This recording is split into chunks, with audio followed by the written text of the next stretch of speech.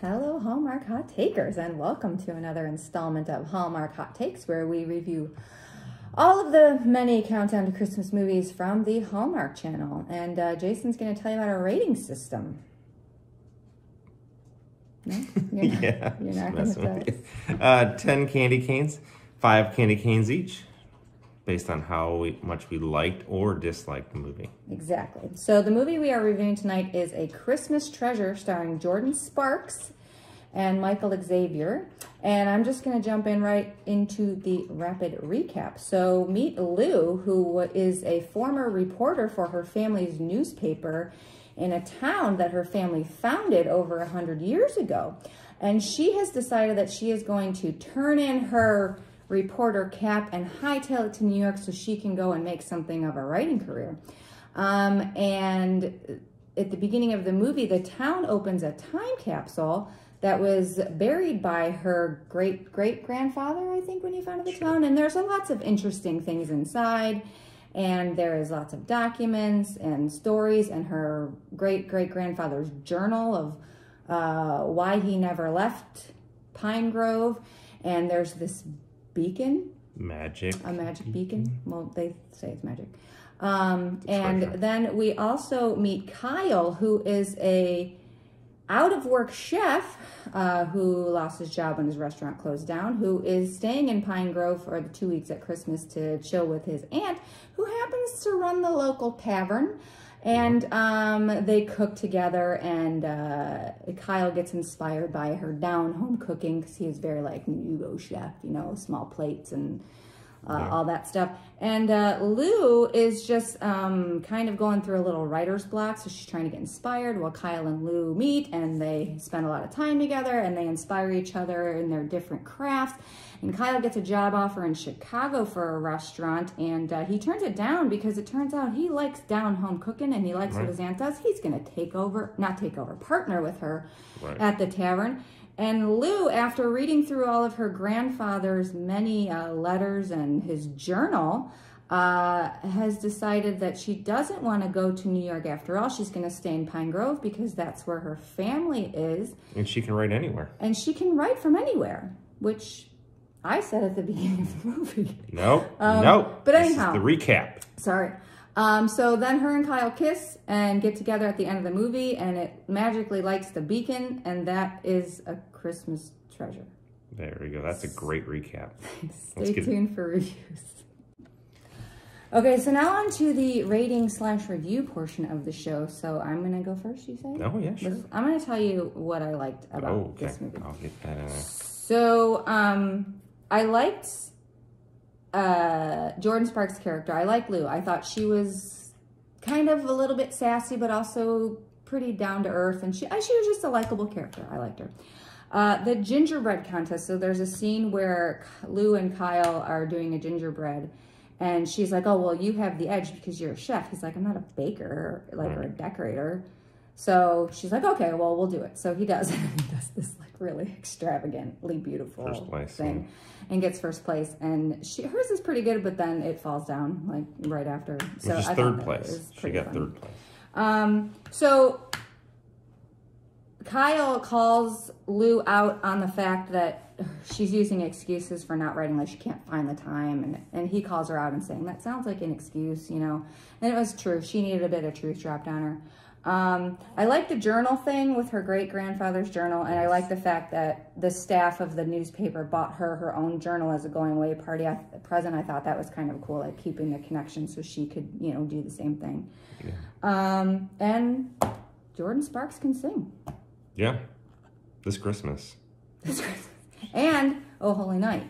Yeah. She also sang that. What did you like about this movie? So when she sings This Christmas at the end, because her sister-in-law has a baby, and she and her sister-in-law was supposed to sing. The dad is singing along with her, which is amazing because he's like singing. He's like dancing, which I thought was fantastic. I think he got everything else I liked. The journal I liked. I liked the fact that like the aunt makes this amazing meatloaf and has a secret ingredient. He wants to know what it is, and then he makes this stew later and he's got a secret ingredient, and he won't tell her. So I thought that was kind of cute. Whereas, like, I like the aunt. She was cool. We both have secret ingredients. Yeah, and that's it for likes. It's not going well.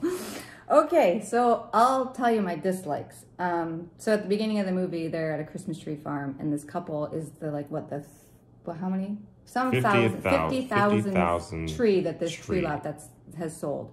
And so it's supposed to be the spontaneous thing, and she's there as the reporter.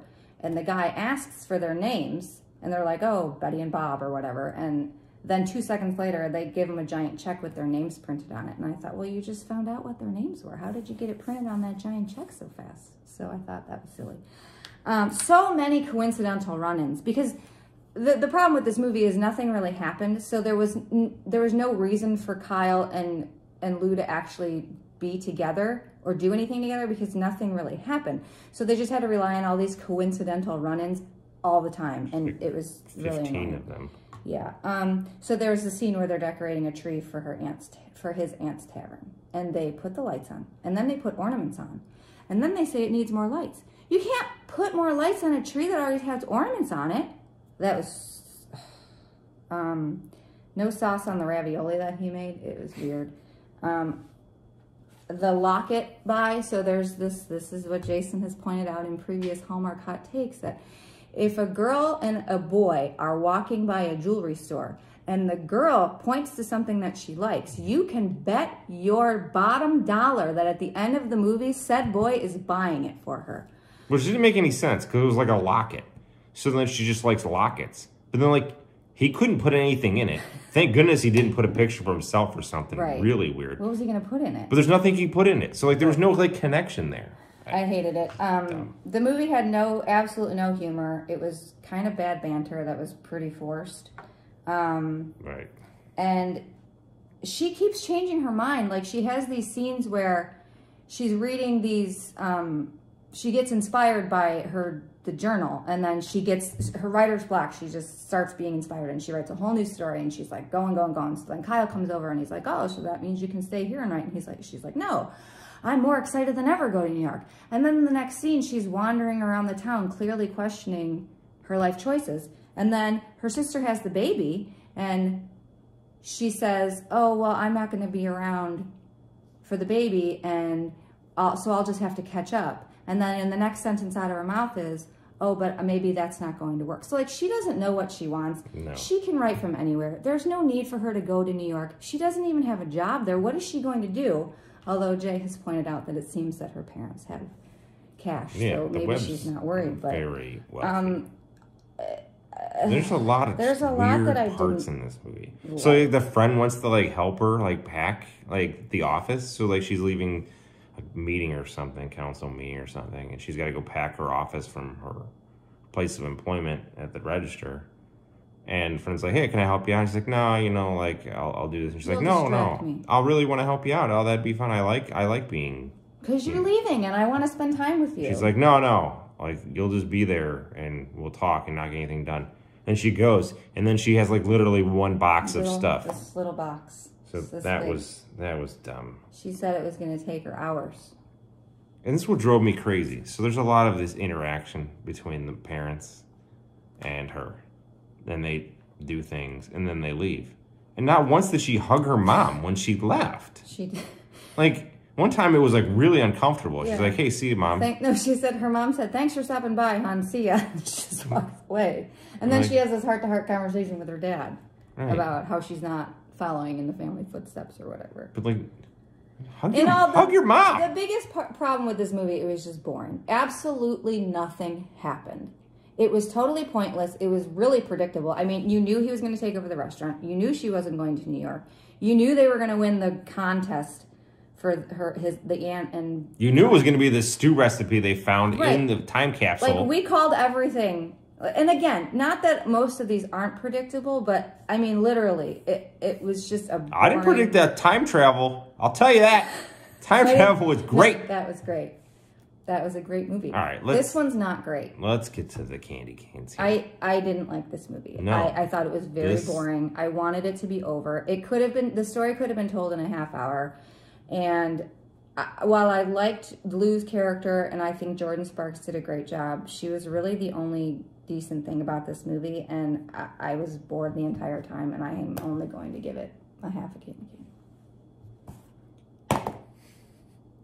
I struggled with this one, but the beacon did turn on magically at the end, and I did say at one point, if it does, I will give it 5 candy canes.